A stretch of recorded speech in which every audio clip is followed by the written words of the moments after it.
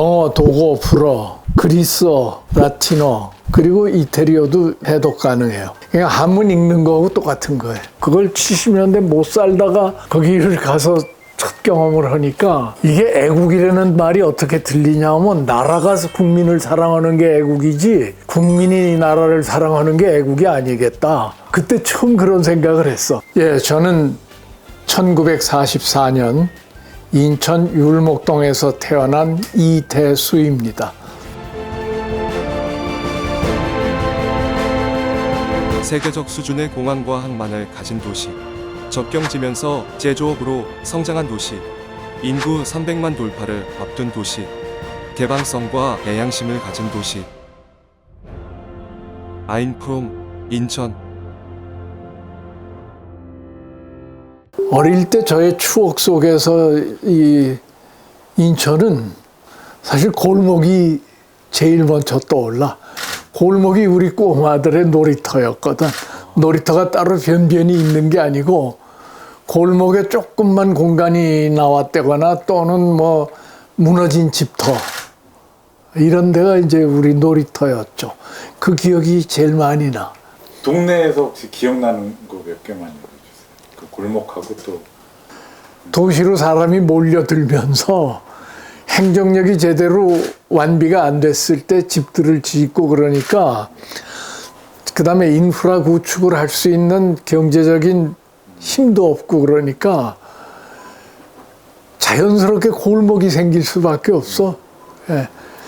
그러니까 그 골목에서 그 어린 시절을 보냈던 것 같아. 그 골목에 대한 추억이 있는데 그런 얘기 내가 했지만 그거는 썼으면 좋겠어. 골목이 자연스럽게 발생한 골목이어서 쓰레기도 거기 갖다 버리고 술 먹고 지나가던 사람이 밤에 거기 엎어져서 토사물도 뱉어내고 아주 지저분한 곳이지만 거기가 우리들의 그 말하자면 공동 모임터야. 꼬마들의. 길거리 행길에 그거 행길이라고 그랬어 우리는. 큰 길을. 한길. 그걸 인천식 사투리인데 행길에 나가서 노는 거는 위험한 일이었고 어른들한테 야단 맞았고 그러니까 그 골목에서 놀던 추억이 있는데 그거는 아마 도시 정비가 되면서 청소해야 될 것이지만은 내 어렸을 때 추억이 거기 제일 많이 진하게 연결되어 있는 곳이에요. 그 인천 어렸을 때 얘기를 하라고 그러니까 그 생각이 떠나고 도시의 의미 뭐 이런 것도 생각이 되고 그래요. 그 좁은 데서 혹시 어떤 놀이가 가능했을까요? 우리 놀이 딱지 놀이가 제일 많았어요. 딱지 놀이라는 건 조금 그 만약 페이지에 가까운 종이 좀 질이 두꺼운 거를 접어가지고 딱지라는 걸 만들어서 이걸 이제 서로 땅에다 놓고 옆으로 쳐서 그걸 뒤넘기면 자기 걸로 만드는데 그걸 이렇게 이제 수북히 쌓은 녀석이 그 이제 으뜸이지 뽐내는 거죠. 그런 종류의 그 다음에 뭐 구슬 아주 품질 좋지 않은 구슬치기 뭐 이런 것 등을 했어요. 장난감이라는 게 없었거든. 그러니까 전쟁 폐품 같은 것을 장난감으로 썼던 기억이 나.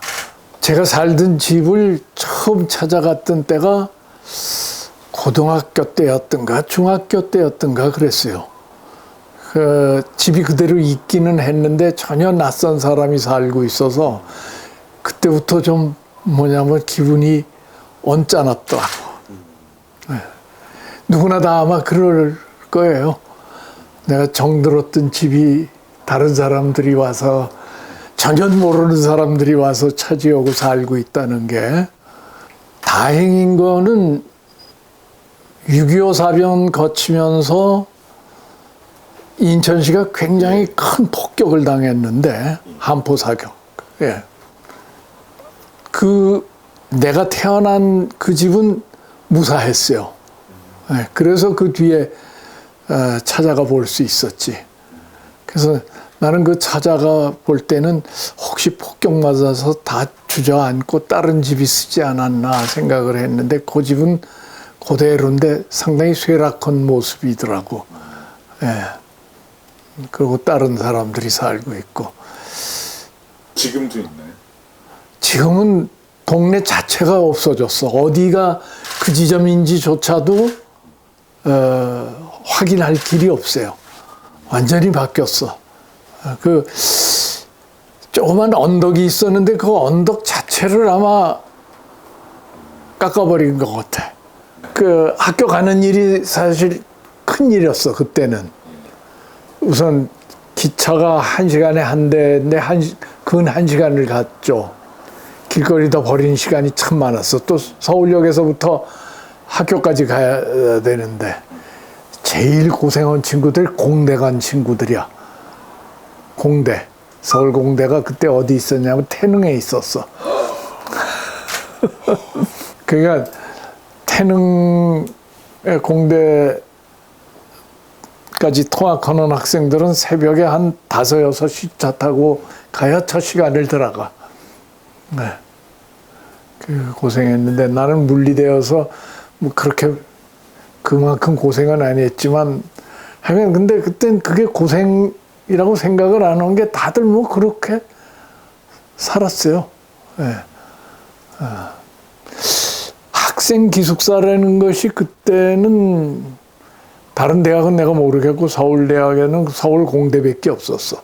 그랬던 기억이 있고 그래서 이제 자연스럽게 수업 끝나고 나면은 서울역 앞에 모이는데 그 내려가는 시간이 비슷해서 그 뭐 전차 타고 간 사람 그 다음 차 타고 오는 사람이 있는데 맨 첫 차를 그 학교 파하고 맨 첫 번에 차를 타고 내려간 친구들 중에 술 생각이 나면 동인천역에 앉아서 기다리는 거야.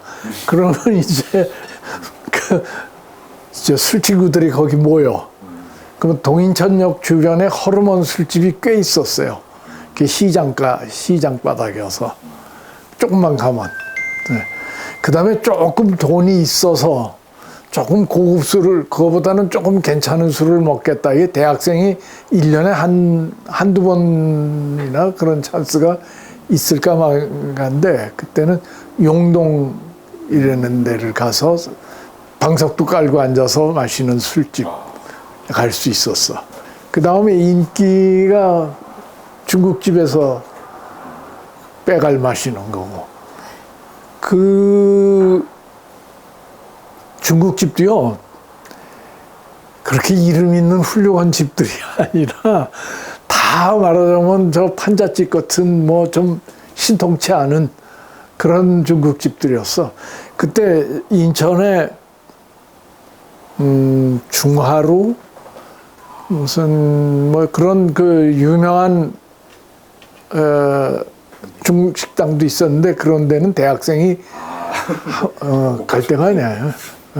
우리는 어떤 술집을 다녔냐면 돈이 없으면은 그때는 시계 맡기고서 외상으로 그 특별한 혜택 중에 하나가 우리가 그때 그런 말을 했는데 아침 해 뜨는 거는 못 봐도 해 지는 거는 보는 데서 산다고.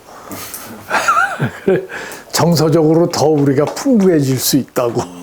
읽고 쓰고 말하고 듣고 뭐 여러 가지인데 교수님이 혹시 여러 가지 언어를 쓰실 수 있죠? 영어, 독어, 불어, 그리스어, 라틴어, 그리고 이태리어도 해독 가능해요. 일단 읽는 거는 뭐 그리스어가 고대 그리스어만 현대 그리스어는 모르고 그냥 한문 읽는 거하고 똑같은 거예요. 서독이 경제 기적, 라인강의 기적으로 돈을 꽤 많이 벌어서 부자가 되고 난 뒤에 사회민주당이 정권을 잡아서 이제 복지 정책을 굉장히 확대를 크게 했잖아요. 거기 그때 대학 생활을 하니까 이게 대학 생활이라는 게 한국에서 저 1급 기업에 취직한 것보다 더 나은 것 같다. 우선 저 학생 기숙사가 내가 결혼하고서 유학을 갔는데 방이 하나, 둘, 셋, 리빙룸까지 넷. 이게 학생 기숙사야. 가족이 쓰는. 그리고 집값은 학생 할인이라는 게 있어가지고 그게 학생 기숙사야. 도대체가. 그러니까 학생 할인을 받은 게 아니라 학생이어서 그냥 정해진 아파트 값이 뭐 장학금 받는 거에 일부만 내면 충분히 충당이 되었어. 너무 천국 같았고, 우리 집사람이 둘째를 임신을 했는데 보험회사에서 왔어. 그것 때문에 학업에 임신을 해서 학업에 지장이 생겼으니까 그것 때문에 생긴 손해를 감정을 하겠다. 그 돈을 못 줘서 야단인 것 같은 기분이 들었어. 그리고 저 애 둘이니까 그 차일드 머니, 킨더겔트라고 그러는데 그걸 그냥 거저 주더라고. 그래서 야, 복지국가라는 게 이러고 그러구나. 그 병원 한번 가면은 뭐 돈이 지금 우리도 의료복지는 상당한 수준에 도달해서 큰 돈 안 쓰는데 정말 돈 안 들이고 의료복지가 잘 돼 있다 하는 것도 느꼈고, 그걸 70년대 못 살다가 거기를 가서 첫 경험을 하니까 이게 애국이라는 말이 어떻게 들리냐면 나라가 국민을 사랑하는 게 애국이지 국민이 나라를 사랑하는 게 애국이 아니겠다. 그때 처음 그런 생각을 했어. 국민된 권리, 개인으로 사는 것에 권리가 있는 거지. 그때 우린 6.25 세대였기 때문에 개인이라는 거는 국가를 위해서 모든 것을 다 내놔야 되고, 우리 어렸을 때 아침에 조회를 하면 초등학교 때 우리의 맹세라는 걸 왜 썼어? 그건 뭐 죽음으로써 나라를 지킨다 뭐 이런 걸 다 꼬마들이. 그러니까 그런 식의 교육을 받고 머리가 컸다가 그 문화 충격이 정말 말할 수 없이 컸어요. 근데 우리가 아직도 뭐 선진국 대열에 들어섰다고 하지만은 OECD 수준에서 보면 복지 수준이 중하위 한참 하위일 거야. OECD에서. 그러니까 더 내놓을 수 있는 거죠. 70년대 독일을 지금 2024년에 한국이 못 따라가고 있나요? 나는 그 나쁘게 얘기하고 싶지 않은 게, 우리는 전혀 국가가 그런 일을 해주려면 기대조차 하지 않고 살았던 사람들이거든. 이만큼이라도 했다는 거가 나는 그래도 괜찮은 나라다 하는 생각이 들어. 더 요구해야 돼요. 요구하지 않으면 안 줘. 그러니까 요구해야 되는데 내가 객관적으로 보면 내 입장에서 보면 객관적이 아니라, 내가 어렸을 때는 상상도 안 했어. 나라는 그런 거 해주는 데가 아니라 나를 어떻게 써먹을 건가를 책임지는 인스턴스라고 생각을 했어. 그런 신급이지 무슨 나라가 나한테 나라가 나를 사랑해서 잘 살게 해준다거나 뭐 이런 생각 자체를 우리는 안 하고 살았어. 그 영웅의 모델이 뭐냐면 나라를 위해서 목숨 바치는 사람들이지. 그리고 전쟁 후니까 그런 미담을 얘기하는 게 알고 있는 미담의 전부야, 우리가. 그러니까 우리 세대가 지금 젊은 세대하고 같은 세상을 살지만 워낙 바탕이 다른 거예요. 그러니까 우리 또래 내 친구, 그러니까 나는 이제 어떡하다 독일 유학을 가가지고 나라가 국민을 위해서 돈을 쓴다 하는 걸 한번 체험을 해봤잖아. 그 체험을 한 번도 안 한 우리 또래는 전부 태극기 부대야. 말하자면 전부 뭐냐 하면 이러다 나라 살림 망한다. 돈 쓰는 걸 보면, 나라가 돈 쓰는 걸 보면 전부 내 또래 친구들은 다 불안한 거야. 정서적으로.